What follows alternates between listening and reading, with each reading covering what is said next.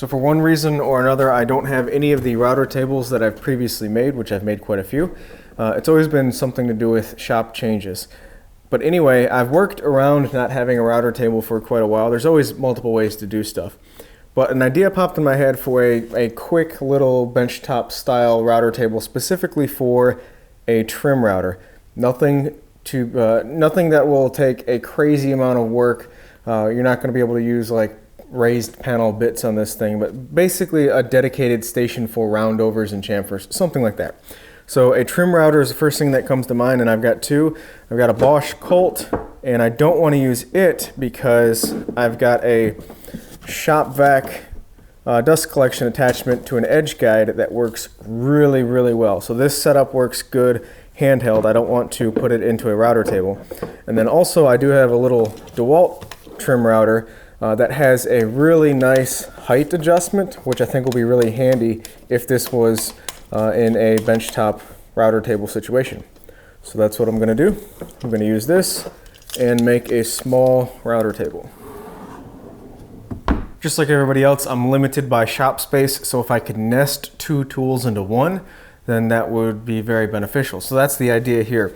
I've got this cart, which is just an old nightstand I found in the trash a couple years ago, that I've been using as a cart for the drill press. Now my drill press, I've never ever had the need to go really low with the table, so all of this is wasted space. My objective is to use that wasted space as a little benchtop router table right here. The reason right here is it just makes sense because that's wasted space, and then also I always park my drill press cart next to my shop vac and cyclone cart, and there you go, dust collection is always right at hand. So that's going to be convenient. Now, as far as convenience goes, is if I have to drill something that requires the table to be dropped quite a bit, then I want the router table to be easily removable. So when I say that, loosening 4 screws and removing it is plenty easy enough due to the infrequent use of this table being down real low. And then if the table's right here and this is in the way, well, this can just be slid out of the way and I can use the table as needed. So this just really looks like a convenient use of space.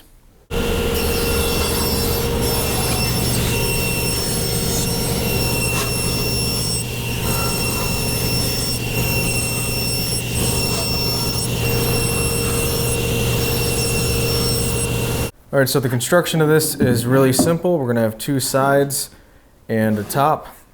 Now, as you interact with the router, you're going to be pushing this way, which is going to make this want to rack. And to prevent that, I'm going to add a back piece, but that's not going to do much for the front.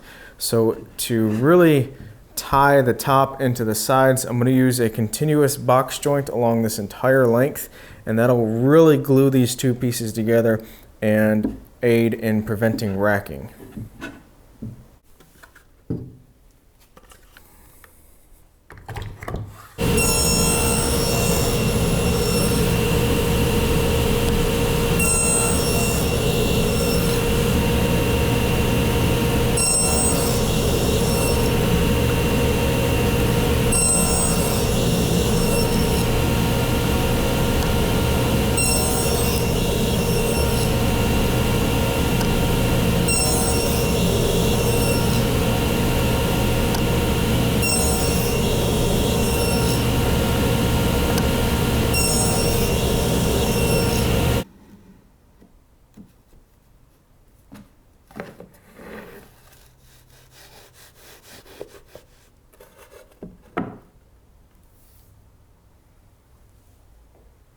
I added blue painter's tape to the joint to not necessarily prevent glue from getting anywhere, but to make the cleanup process a lot easier. You just pull the tape off and you're pretty much done.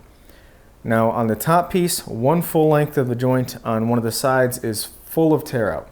And that's because the thin veneer grain on the plywood is running perpendicular to the cuts for the joint. Now, if this was a piece of furniture that was going inside, something that had to look nice, I would have taken the time to make sure that the grain is running the same direction as the teeth of the finger joint. However, this is a utilitarian piece. I'm just going to be using it and not admiring its looks, so I really don't care.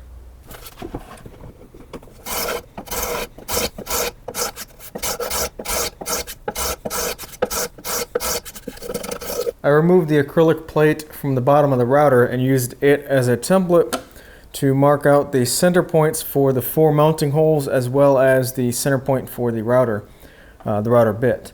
And now I'll use a Forstner bit to create a counter bore hole for the mounting screws, and then another Forstner bit to remove all of the center section where the router bit will be. And if I drilled the holes properly, then all of this should line up. Now I did have to get longer screws because even with the counter bore, I wasn't really trusting like 1/8 of an inch of plywood material holding all this together, so I didn't have to make the counter bores as deep, just use longer screws.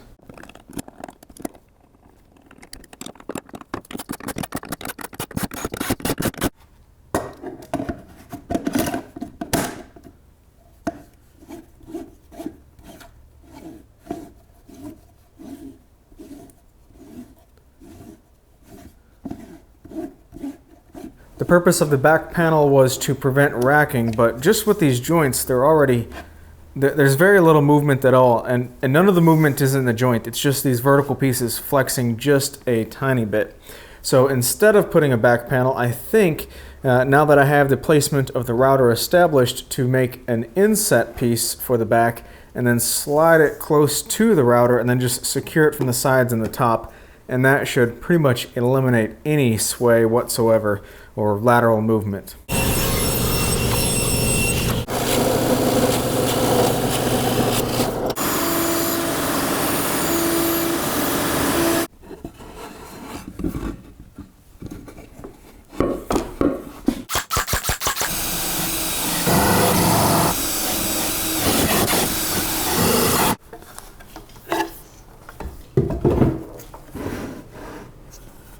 I previously cut these 2 pieces of plywood for the fence, and before I attach them together I need to cut an opening right here for the router bit. And this is probably the largest diameter bit that I'm going to be using, so I can use it to determine how much material to remove, and this will also allow access from the back side for dust collection.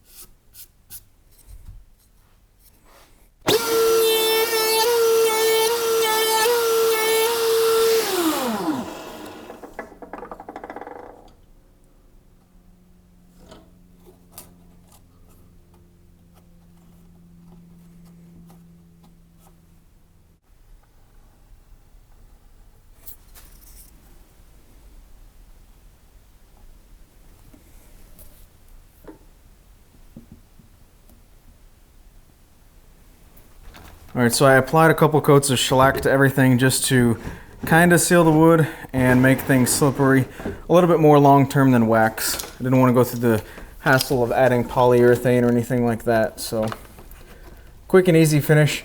And this, I was going to add some wings down here at the bottom to screw through and into the nightstand, but I realized that the base of the drill press has a taper to it, so I can just really easily wedge a piece of wood into place down here and it locks everything together. And at that point, the weakest link of the stability is the cart down at the bottom, which is fine. This isn't going anywhere and I'm not putting that much force on it as I'm using it. The fence has more movement than what is necessary for edge treatment, which is basically all I'll be using this for. And it locks into place very easily. And of course, the dust collection is always right here, ready to go. So this should be a very convenient plug in, turn on kind of situation. And of course, if I need to use the drill press again, then this gets out of the way. And if this needs to drop even further, I remove my wedge piece and this gets out of the way. But the situations where, like I said, this will be very low is very infrequent, and removing this is not a problem for those situations.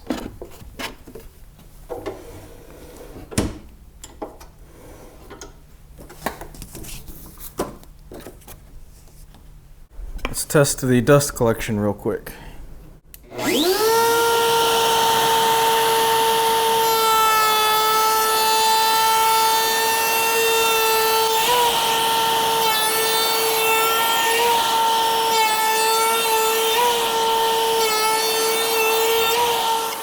Just like any other shop project, if it's not easy to make or convenient to make, then odds are you won't be as inclined to make it. And if it's not easy and convenient to use, then odds are you won't even use it. So this meets all of that criteria. It's easy to make and it's convenient to use. And I will most likely be using this quite a bit. If you want more information, then be sure to check out my website article for this build. You guys take care, have a great day, and I'll catch you next time.